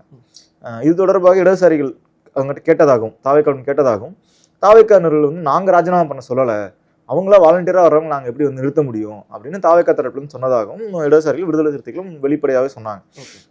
ஆனா இன்றைக்கு அந்த கடைசியாக எம்ஆர் விஜயபாஸ்கர் அவர்களும் புதுக்கோட்டை விஜயபாஸ்கர் அவர்களும் அந்த கட்சியில் இணைந்தாங்க. தாவேக்கால இணைந்த அன்னைக்கு எடுத்த பேட்டியில அவர் சொன்னது என்னன்னா, தாவேக்காவினர் எங்களை அப்ரோச் பண்ணாங்க, அவங்க அப்ரோச் பண்ண விதம் எனக்கு பிடிச்சிருந்தது, அதனால நாங்க வந்து ராஜினாமா பண்ணிட்டு தாவேக்கால வந்து இணைஞ்சோம் அப்படின்னு இது எம்ஆர் விஜயபாஸ்கர் அவர்கள் ஆன் ரெக்கார்ட் சொல்லியிருக்காரு. அப்போ இதுல இருந்து நம்ம புரிஞ்சுக்க முடியுது அவங்க 118 நோக்கி நகர்கிறார்கள் அப்படின்றது புரிஞ்சுக்க முடியுது. அதனால இது வந்து தாவேக்காவுக்கு இப்போதைக்கு எந்த பின்னடைவும் கிடையாது. இதனால இந்த இடைத்தேர்தல் நிறுத்தி வைப்பதால் தாவேக்கு எந்த பின்னடைவும் கிடையாது. ஆனா அதிமுக மேலும் MLA-க்கள் வந்து ராஜினாமா செய்துவிட்டு செல்வது, முன்னாள் அமைச்சர் ராஜினாமா செய்துவிட்டு தாவேக்கள் இணைவது அப்படின்றதுக்கு ஒரு செக் பாயிண்டா இருக்கு அப்படின்றதான். ஏன்னா இப்போ SP வேலுமணி அவர்கள் கொடுத்த பொறுப்பு பதவி எல்லாத்தையும் வந்து திரும்ப கொடுத்துட்டு பணியாற்றுறேன் அப்படின்றாரு. அப்போது அவர் சி.வி. சண்முகம் அவர்களோட நிலைப்பாடு என்ன அப்படின்னு இன்னும் தெரியாமல் இருக்குது. இன்னும் முன்னணி நிர்வாகிகள் பலரும் வந்து பொறுப்புகள் இல்லாமல் இருக்காங்க. அப்போ அவங்கெல்லாம் ராஜினாமா செய்துவிட்டு தாவேக்கா செல்வார்கள் அப்படின்ற ஒரு ஸ்பெகுலேஷன் இருந்தது, ஒரு ஊகமா இருந்தது. இப்போ அதுக்கு வந்து ஒரு முற்றுப்புள்ளி, இந்த வெளியேறதுக்கு ஒரு முற்றுப்புள்ளி வைக்கணும். ஏன்னா ஒருவேளை இப்போ ராஜினாமா பண்ணாலும் இந்த வழக்கிலோட முடிவு என்னவா இருக்குன்ற பொறுத்து தான் அது நகரும் அப்படின்றனால இது ஒரு ஸ்டாப் கேப். அதிமுகவுக்கு இது ஒரு ஸ்டாப் கேப் எக்ஸசைஸ் தான் இது. ஓகே, சுகுணா திவாகர் சார், தாவேக்காவும் திமுகவும் இந்தியா கூட்டணியில் இருக்கணும், ரெண்டு பேருக்கும் கொள்கை எதிரி பாஜகவா தான் இருக்காங்க, அப்படிப்பட்ட ரெண்டு கட்சிகள் ஒரே கூட்டணியில இருந்து தேர்தலை சந்திக்கிறதா இருக்கட்டும், அந்த கூட்டணி முடிவுகள் இருக்கிறதா இருக்கட்டும், சரியா இருக்கும் அப்படின்ட்டு திருமாவளவன் அவர்கள் ஒரு விஷயம் பேசியிருக்காங்க. இது சாத்தியமா? திமுகவோட நிலைப்பாடு இல்லைங்க சார். அதுக்கு மேலே கரூர் பற்றி ஒரு மூணு விஷயம் மட்டும் சொல்லிடுறேன்.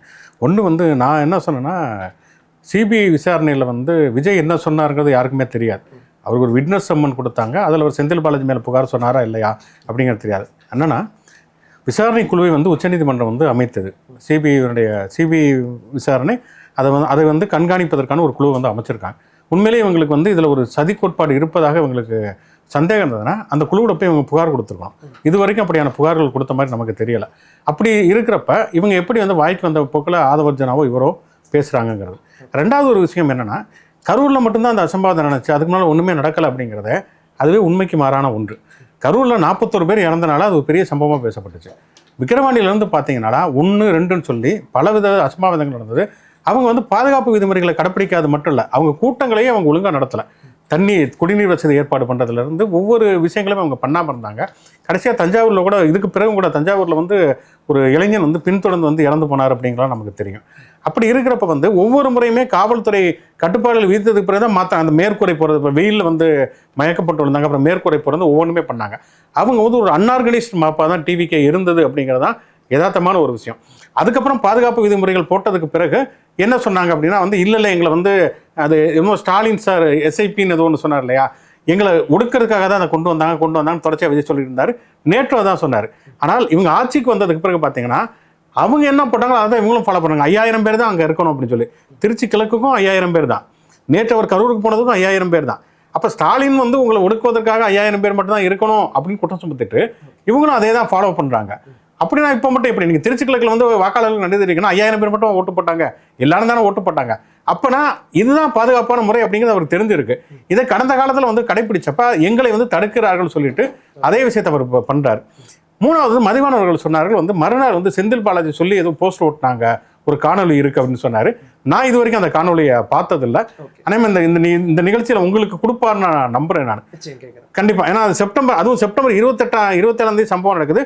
செப்டம்பர் 28 காலையில் தான் அந்த அவங்க 2 பேர் பேசுனாங்க. அப்போ தான் அந்த காணொலி எடுக்கப்பட்டுச்சுங்கிறதுக்கான இன்னைக்கு டிஜிட்டல் கேமராவில் உங்களுக்கு எப்போ எந்த நேரம் அப்படிங்கிறத உங்களுக்கு கரெக்டாக தெரியுங்கிறனால அப்படி ஒரு ஆதாரபூர்வமான காணொலி அவர் தருவார் அப்படின்னு நான் நம்புறேன். ஏன்னா நானும் ஒரு பத்திரிகையாளர், பிரபாரும் பத்திரிகையாளர், நாங்கள் அவர் பார்த்தாரானதில் நான் எந்த காணொலியும் எங்கேயுமே பார்த்ததில்லை. இது வரைக்கும் அப்படி யாரும் சொல்லி நான் கேட்டதும் இல்லை. அவர் சொல்வது முற்றிலும் புதிய உண்மையான தகவலாக இருக்குது. அவர் சிபிஐல கூட கொண்டு போய் கொடுக்கலாம், அல்லது குறைந்தபட்சம் நம்மகிட்டையாவது கொடுக்கலாம். அந்த காணொலியை தருவார் அப்படின்னு நான் நம்புறேன். ரெண்டாவது, உங்களுடைய கேள்விங்கிறது திமுகவும் தாவேக்காவும் ஒரே அணியில் இருக்கணுங்கிறத திருமாவளவன் மட்டும்தான் வெளிப்படுத்தி இருக்கிறார். திருமாவளவன் இப்போ மதியம் வீரபாண்டியன் அவர்களும் சொல்லியிருக்காரு, சிபி வீரபாண்டியன் சொல்லியிருக்காரோ. இதில் அடிப்படையில் என்ன இது சிக்கல் அப்படின்னா வந்து திருமாவளவனை பொறுத்த வரைக்கும் வந்து அவர் தொடர்ச்சியாக அவர் பேசுவதில் வந்து நிறைய முரண்பாடுகள் இருக்கிறத நம்ம பார்க்குறோம். அதில் குழப்பம் இருக்குதுன்னு சொல்கிறப்ப அவருக்கு கொஞ்சம் கோபம் கூட வருது. ஆனால் அவர் சொல்லக்கூடிய பல விஷயங்கள் நமக்கே புரிதலில் வந்து பிரச்சனைகள் இருக்குது. அவர் என்ன சொல்கிறாருன்னா, நான் வந்து தாவேக்காவுடைய அமைச்சரவையில் இருந்தாலும் கூட்டணியில் இல்லை அப்படிங்கிறாரு. அப்படி இருக்கவும் முடியுங்கிறாரு. அப்படியான முன்னுதாரணம் எதுவும் இந்திய அரசியலில் இல்லை. நமக்கு ஒன்றிய அரசாக இருக்கட்டும், மாநில அரசுகளாக இருக்கட்டும், அவங்க அமைச்சரவையில் பங்கெடுத்தாலே கூட்டணியில் போயிட்டதாக தான் அர்த்தம். அப்படி அமைச்சரவையில் நின்று கூட்டணியில் இடம்பெறாமல் இருப்பதுங்கிறது இது வரைக்கும் இல்லை. அவருக்கு ஏன் கூட்டணியில் போகணுங்கிறதுக்கு அவருக்கு தாவேக்கா மேலே விஜய் மீது இன்னும் நம்பகத்தன்மை வரலை அப்படின்னு தான் நான் புரிந்து கொள்கிறேன். இன்னொன்று அவர் என்ன சொல்றாருன்னா வந்து இப்போ பனையூர் பாபு வந்து திமுகவில் சேர்த்துட்டாங்க. சேர்த்த பிறகு திமுக தான் வந்து விடுதலை சிறுத்தைகள் கூட்டணி இல்லை அப்படின்னு அவங்க வந்து அறிவிக்கலை. அதாவது இந்த செயல் மூலம் அவங்க வந்து அதை ஏற்றுக்கிறாங்க அப்படின்னு சொல்றாரு. அப்படின்னா என்ன சந்தேகம் வருதுன்னா, ஒருவேளை பனையூர் பாபு அவங்க சேர்க்காம இருந்தாங்க அப்படின்னா விடுதலை சிறுத்தைகள் கட்சி திமுக கூட்டணியில் தொடர்ந்துகிட்டே இவங்க அமைச்சரவையில் இருப்பாங்க அப்படின்னா இப்போ அடுத்து வரக்கூடிய இடைத்தேர்தல், அடுத்து வரக்கூடிய உள்ளாட்சி தேர்தல், நாடாளுமன்ற தேர்தல்னா எப்படி வந்து திமுகவோட சீட் ஷேர் பண்ணிட்டு அதுக்கப்புறமேல தாவேக்கா அமைச்சர் வந்துட்டே போட்டிடுவாங்களா? அந்த நேரத்தில் அவங்க எடுக்கக்கூடிய முடிவு தான். நீங்க கூட்டணியில் இருக்கீங்கன்னா அப்போ அவங்களோட இணைந்து தானே போட்டியிட போறீங்க. அப்போ அந்த நேரம் வெளியில வந்துடுவீங்களா? அப்படின்னா இப்பயே வெளியில வரலாமே. அமைச்சரவைக்கு போயிட்டாங்கல்ல அவங்க.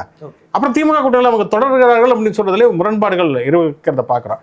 இப்போ இந்த நிலைப்பாட்டினுடைய அடிப்படையில் தான் இவர் பிரபாகர் கரெக்டாக சொன்னது மாதிரி மற்ற ஐயுஎம்எல்லாம் அப்படி 2 அணி இருக்குதா என்னன்னு தெரியல. விசிகாவை விட சிபிஎம்ல அந்த மாதிரியான போக்குகளை பார்க்குறோம். சிபிஎம்ல வந்து சண்முகம் தோழரை தவிர பெரும்பாலானவர்கள் தாவேகா மீது கடுமையான விமர்சனங்கள் முன்வைப்பதை பார்க்குறோம். முன்னாள் எம்எல்ஏ பாலபாரதியாக இருக்கட்டும், எழுத்தாளர் ஆதவன் தீசனியாவாக இருக்கட்டும், மாதவராஜா இருக்கட்டும், சிபிஎம் கனகராஜா இருக்கட்டும், நிறைய பேர் தொடர்ச்சியாக விமர்சனம் செய்து எழுதுவதை பார்க்குறோம். விசிகாவிலையும் அப்படியான போக்குகள் இருக்கின்றன. தாவேகாவை ஆதரிக்கிறது, தாவேகாவை விமர்சிக்கக்கூடிய போக்குகள் அப்படிங்கிறது இருக்கிறத பார்க்குறோம். அப்போ வந்து ஒரு அதாவது விடுதலை சிறுத்தைகள் திருமாவளவன் அவர்களை பொறுத்த வரைக்கும் தன்னுடைய சொந்த கட்சி முரண்பாட்டில் இருந்தால் இதை அணுகிறார் அப்படின்னு பார்க்குறேன். அப்போ என்னன்னா அவரால் தாவேகாவும் விட்டு கொடுக்க முடியல, திமுகவும் விட்டு கொடுக்க முடியல அப்படிங்கிறதுல இருந்தால் திமுகவும் தாவேகாவும் ஒரே கூட்டணியில் இருக்கலாம். அதுக்கு உதாரணமாக அவங்க கேரளாவையும் மேற்கு வங்காளத்தையும் சொல்கிறாங்க. கேரளாவில் வந்து காங்கிரஸ் கட்சி கம்யூனிஸ்ட் கட்சி எதிராக இருந்தாலும் இந்தியா கூட்டணியில் இருக்காங்க. வெஸ்ட் பெங்காலையும் பார்த்தீங்கன்னா திரிணாமுல் காங்கிரஸும் சிபிஎம்மும் எதிர் அணியில் இருந்தாலும் ஒரே கூட்டணியில் இருக்காங்க அப்படின்னு. ஆனால் இப்போ இதில் அடிப்படையில் என்ன வித்தியாசம்? அப்போ கேரளாவில் காங்கிரஸ் கம்யூனிஸ்ட் வந்து அந்த மாநிலத்தில் எதிர் கட்சிகளாக இருந்தாலுமே கூட அவங்களுக்கு பொதுவாக பாஜக எதிர்ப்புங்கிறதுல 2 பேருமே தீவிரமாக இருந்திருக்காங்க. இப்போ தமிழ்நாட்டில் தான் காங்கிரஸுங்கிறது பெரிய அளவில் பாஜக எதிர்ப்பு போராட்டங்களை பண்ணலே தவிர இந்திய அளவில் அவங்க பாஜக எதிர்ப்புக்கான ஒரு பிரதானமான கட்சியாக காங்கிரஸ் கட்சி இருக்குது. கம்யூனிஸ்ட் கட்சியை பற்றி நம்ம சொல்லவே வேண்டியதில்லை. ஆனால் பாஜக தாவேக ஆரம்பித்ததுலேருந்தே பாஜக எதிர்ப்புக்கான எந்த போராட்டங்களுமே பண்ணதே இல்லை. நீங்கள் ஏதாவது ஒரு போராட்டம் பாஜக எதிர்த்து வந்து தாவேக நடத்திருக்கு விஜய் களத்தில் இருக்காரு அப்படின்னு சொல்லுங்க வந்து ஒன்றுமே அவர் நடத்தினதே கிடையாது. அவர் போராட்டங்கள் நடத்தியதுங்கிறது தாவேகாவில் குறைவு. அதுவுமே பார்த்தீங்கன்னா அன்னைக்கு இருந்த திமுக அரசுக்கு எதிரான போராட்டங்கள் தான் அவங்க நடத்திருக்கிறாங்க. கவின் ஆணவ படுகொலையிலிருந்து சில விஷயங்கள் பண்ணியிருக்காங்களே தவிர பாஜகவுக்கு எதிராக எதுவுமே பண்ணலை. இப்போ அவங்க ஆட்சிக்கு வந்ததுக்கு பிறகும் பார்த்தோம்னு சொன்னால் வன்னியரசு வந்து சட்டசபையில் பாஜக எதிர்ப்பு மோடி எதிர்ப்பு முன்வைக்கிற பொழுது சபாநாயகரே சொல்கிறார், இல்லை நீங்கள் அதெல்லாம் பேசாதீங்க அப்படிங்கிறாரு. விஜயுமே வந்து சட்டமன்றத்திலையும் சரி பொதுக்கூட்டத்திலும் என்ன சொல்கிறாங்கன்னா நாங்கள் வந்து கொள்கைங்கிற அடிப்படையில் தான் பாஜக எதிர்ப்போம், மற்றபடி நாங்கள் ஒன்றிய அரசோட இணக்கமாக தான் போவோம் அப்படிங்கிறாரு. அப்போ நீங்கள் வந்து கேரளாவில் காங்கிரஸ் கம்யூனிஸ்டுகள் வந்து எதிரெதிராக இருக்காங்க, அவங்க இந்தியா கூட்டில் இருக்கிற மாதிரி நீங்கள் திமுக தாவேக இருங்கன்னு சொல்றது பொருத்தமானது கிடையாது. ஏன்னா அங்கே காங்கிரஸும் கம்யூனிஸ்டும் அங்கே அந்த மாநில அரசியல் எதிரெதிராக இருந்தாலும் தேசிய அளவில் அவங்க கடுமையான காங்கிரஸ் பாஜக எதிர்ப்பில் தான் அவங்க இருக்காங்க. தாவேக அப்படி ஒரு தீவிரமான பாஜக எதிர்ப்புங்கிறது எந்த காலகட்டத்தில் வச்சதே கிடையாது. அதுக்கான கிரெடிட் விஜய் வந்து இப்போ பல காலமாக வந்து அதை வந்து அனுபவிக்கிறார், அதை எடுத்துக்கிறாங்கிறது வேற விஷயம். ஆனால் அவர் தீவிரமான பாஜக எதிர்ப்புங்கிறது எப்போதுமே முன்வைத்தது இல்லைங்கிறப்ப இன்னொன்று அவங்களுக்கு முதல்ல அதில் விருப்பம் இருக்கா அப்படிங்கிறது மிக முக்கியமான கேள்வி. இந்தியா கூட்டணிக்குள்ள போவதுக்கு தாவேகாவுக்கு விருப்பம் இருக்கிறதா? ஒருவேளை அப்படி அவங்களுக்கு விருப்பம் இருந்ததுன்னா ராஜ்யசபா சீட்டை அவங்க காங்கிரஸ் கொடுக்க வேண்டிய அவசியமே இல்லை. ராஜ்யசபா சீட்டில் தாவேகாவிலேருந்து ஒரு எம்பி அவங்க அனுப்பிச்சிருக்கலாம். அப்படி அனுப்பிச்சா அங்கே நாடாளுமன்றத்தில் பாஜக எதிர்ப்பு நடவடிக்கைகள் இவங்க மேற்கொள்ளும். பாஜக எதிர்த்து பேசணும், பாஜக ஒரு மசோதா கொண்டு வந்தால் எதிர்த்து வாக்களிக்கணும் அப்படிங்கிறப்ப அதை தவிர்ப்பதற்காக தான் அவங்க காங்கிரஸ்க்கே சீட்டை கொடுத்துட்டு இவங்க வெளியில் வந்துட்டாங்க. அப்படி இருக்கக்கூடிய சூழலில் இன்னும் தாவேகா தலைமையில் ஒரு கூட்டணிங்கிறது இன்னும் அமையவே இல்லை. அதை அமைவதற்கான முயற்சியும் தாவேகா எடுக்கவே இல்லை. ஜூலை 1ஆம் தேதி வந்து விஜய் வந்து இந்த தனக்கு ஆதரவளித்த கட்சி தலைவர்கள்லாம் சந்திக்கிறாரு. அதையும் திருமாவளவன் என்ன சொல்கிறாரா, வெறுமனே நன்றி தெரிவிக்க தான் வந்தாரு, அங்கே கூட்டணிங்கிறது முடிவாகலை, கூட்டணிக்கு பேர் வைக்கல, இதுதான் கூட்டணிங்கிறது முடிவாகலைங்கிறார்.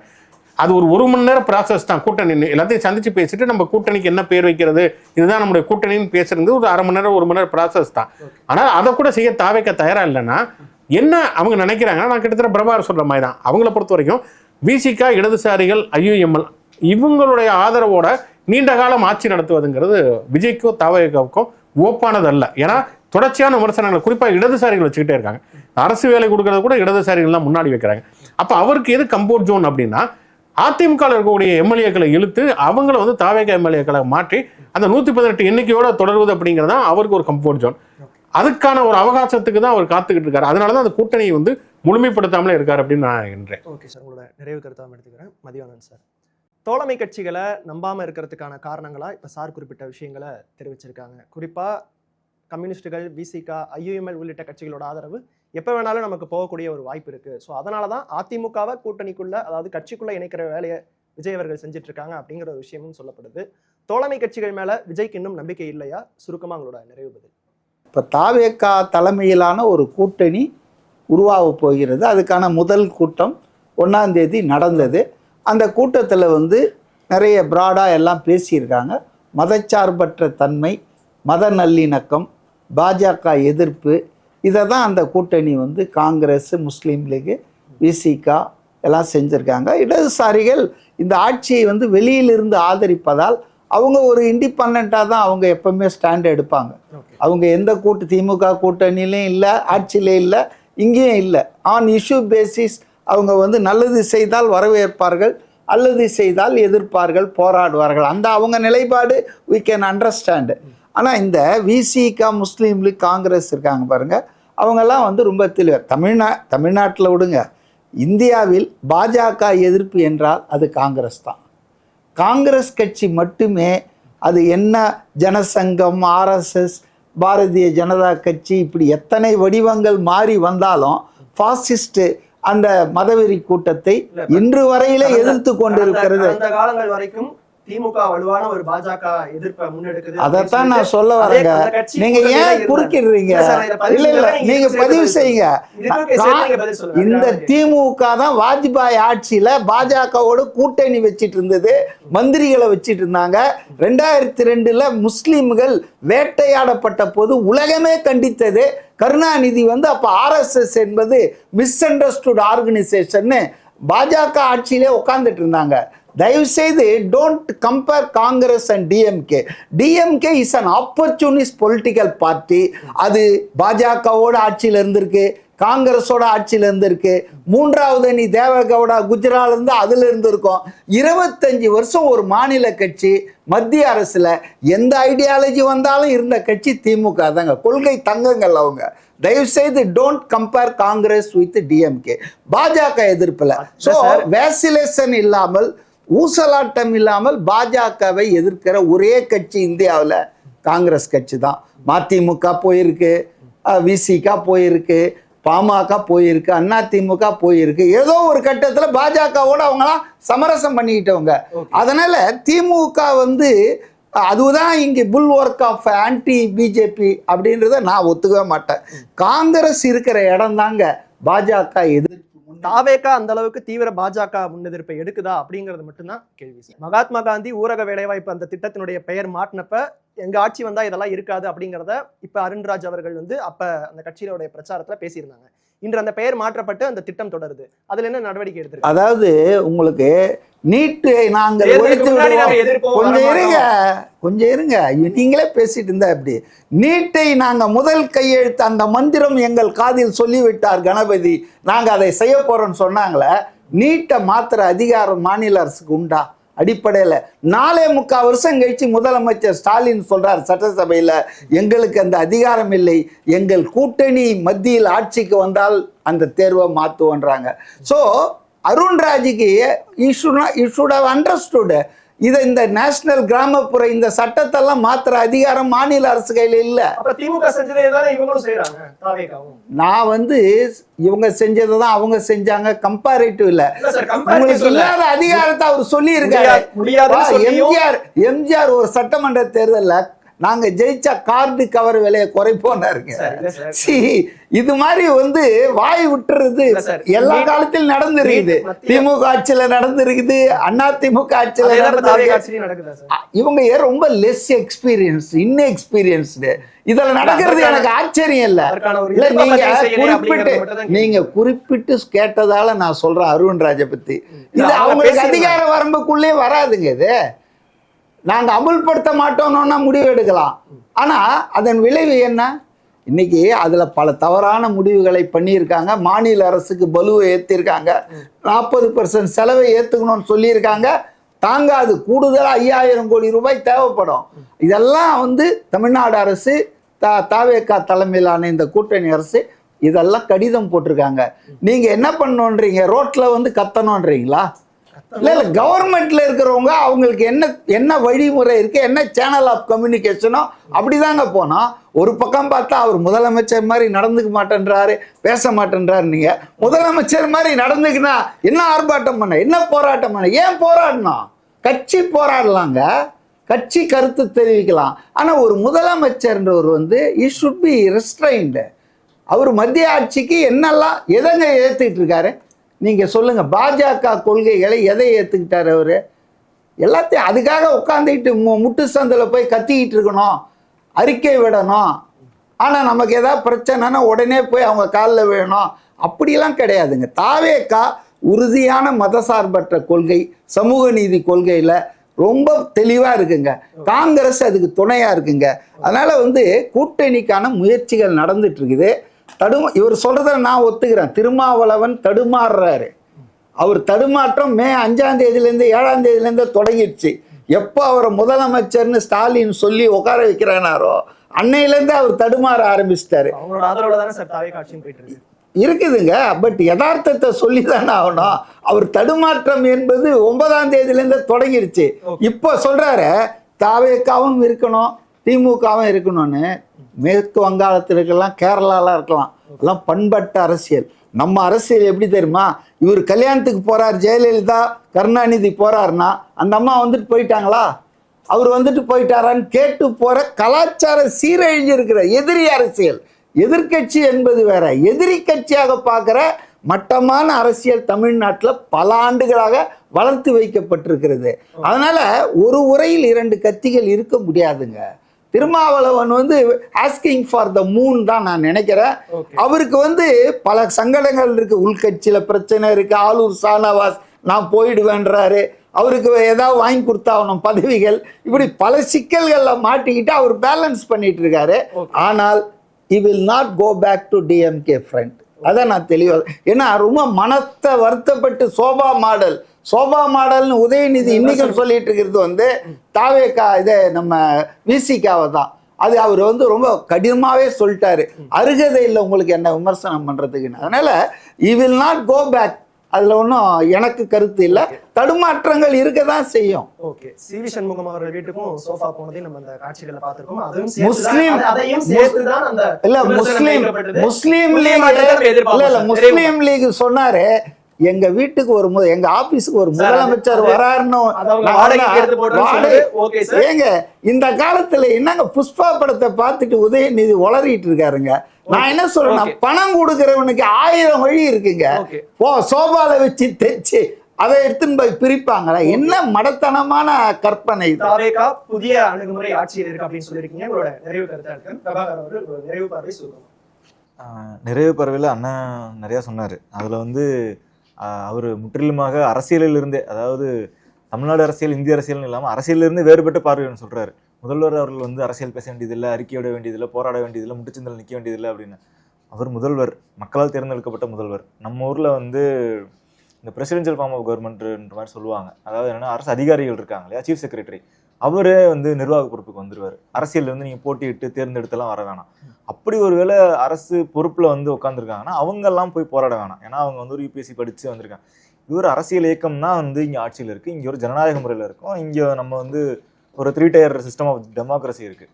எல்லாத்தையுமே நம்ம முதல்வர்லேருந்து ஊராட்சி தலைவர் வரைக்கும் இங்கே மக்களால் தேர்ந்தெடுக்கப்படுறவங்க.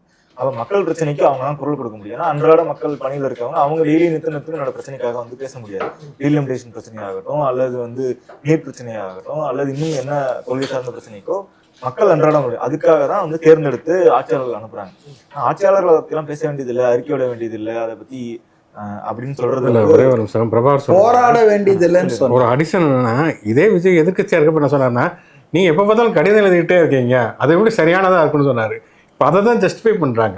முதலமைச்சர் அவ்வளவுதான் பண்ண முடியும் அப்படின்னா, அப்ப எதிர்க்கட்சியா இருக்கிறப்ப அதை சொல்லக்கூடாது இல்லை. ஒரு முதலமைச்சர் அவ்வளவுதான் சட்ட நிர்வாகத்தினுடைய அடிப்படையில அந்த வரம்புக்குள்ள தான் செயல்பட முடியும்னா, அந்த விமர்சனத்தை விஜய் வச்சிருக்க கூடாதுல்ல அன்னைக்கு. ஆனால் முன்னாள் முதல்வர்கள் அந்த வரம்புக்குள்ள மட்டும் இல்லை, அவர் களத்தில் இறங்கியும் போராடினார். உதாரணத்துக்கு டீலிமிட்டேஷன் டிராஃப்ட் பில்ல களத்தில் இறங்கி கொளுத்தினார். அப்போ அவர் முதல்வராக இருந்தார். நீட்டு போராட்டமாகட்டும், அதுக்கும் அவர் களத்தில் இறங்கி போராடினார். அப்படி போராடாமல்லாம் போராட்டத்தை முற்றிலுமாக, அது ஒரு ஜனநாயக பாதை, அது ஜனநாயக வழிமுறை. நீங்க அதெல்லாம் பண்ணவே மாட்டேன் அப்படின்றனாலதான் இந்த விமர்சனம் திரும்ப வைக்கிறாங்க. ஒரு கல்ட் ஃபாலோவிங்கா இருக்கு, நம்ம ஒரு அரசியல் கட்சியாக வரல அப்படின்னு. அண்ணன் கம்மியான வயது தான் இருக்கு, 2 வருஷம் தான் இருக்கு, 2 வருஷம் தான் ஆயிருக்குன்ற மாற்று கருத்து இல்லை. ஆனா நாங்க அப்படியே அதை தொடருவோம் அப்படின்றது தமிழ்நாட்டுக்கு நிச்சயமாக உகந்தது கிடையாது. மற்ற எந்த மாநிலங்களோட ஏற்றுக்கொள்ள முடியும், தமிழ்நாட்டில் நிச்சயம் உகந்தது கிடையாது. அதை இன்னும் வரும் காலங்களில் அதை ஒரு அரசியல் இயக்கமாக கட்சியாக முன்னெடுப்பார்கள் அப்படின்னு நம்புறேன். ஓகே, 2 மாதங்கள் கடந்திருக்கு. இனி வரும் நாட்களில் அத்தகைய முன்னெடுப்புகளை எடுப்பாங்களா அப்படிங்கிறத நம்ம பொறுத்து பார்ப்போம். அரங்கத்திற்கு கருத்துக்களை பகிர்ந்து கொண்ட விருந்தினர்களுக்கு நன்றி. நேயர்களை மற்றும் ஒரு விவாத நிகழ்ச்சியில் சந்திப்போம். நன்றி.